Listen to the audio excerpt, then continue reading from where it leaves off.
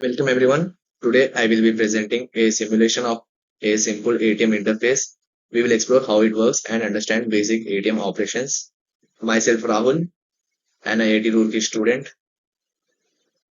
Let's start with an brief overview of what is an ATM.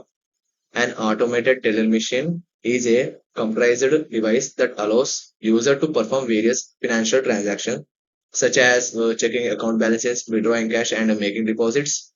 The main function we will focus on today are PIN verification, balance inquiry, and cash withdrawal. So let's go to code overview. This program simulates an interface. The key features we will discuss include how it handles PIN verification, check balances, and processes cash withdrawals. Understanding PIN verification is crucial as it ensures the security for user account. So let's start coding. Int main. Every C++ program starts with the main function, which is the entry point of the program. Here we define an integer variable called pin, and it's set to be like 0000. So this is my pin. This represents the current pin that the user needs to enter to access their account. Later on, we declare another integer variable called enter pin, which will store the user's input when they attempt to enter their pin. We initialize a float variable called balance with a value of let us consider 1000. Okay, this represent the user account balance. Later, next, we promote the user to enter their pin. The cout statement display the message, and cin captures the user's input, storing it in the entered pin variable. Now, this if statement checks whether the entered pin matches the stored pin. If it does, the code inside the block will execute. Now this line. If the pin is correct, we inform the user that access is granted and display their current balance. We then declare a float variable called withdrawal to hold the amount the user wishes to withdraw. Later on, we promote the user to enter the amount they want to withdraw, and the input is stored in the withdrawal variable. Now, this this if statement checks if the withdrawal amount exceeds the available balance, and this if there are insufficient funds, we inform the user accordingly. Else, else if there are sufficient funds, the withdrawal amount is subtracted from the balance.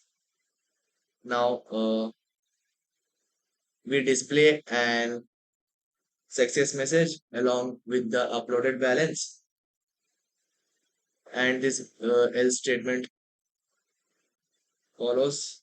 If the entered pin does not match the stored pin, we notify the user that the pin is incorrect. Let's run the code. So now it asks for our enter your pin. We have to enter our pin. My pin is 0000. Now I have entered my pin. So it displayed that access is granted, and it also displayed my balance, which is worth $1,000. Now I want to enter my withdrawal amount. So I will enter $500 and withdraw it. So withdrawal is successful, and my new balance also displayed.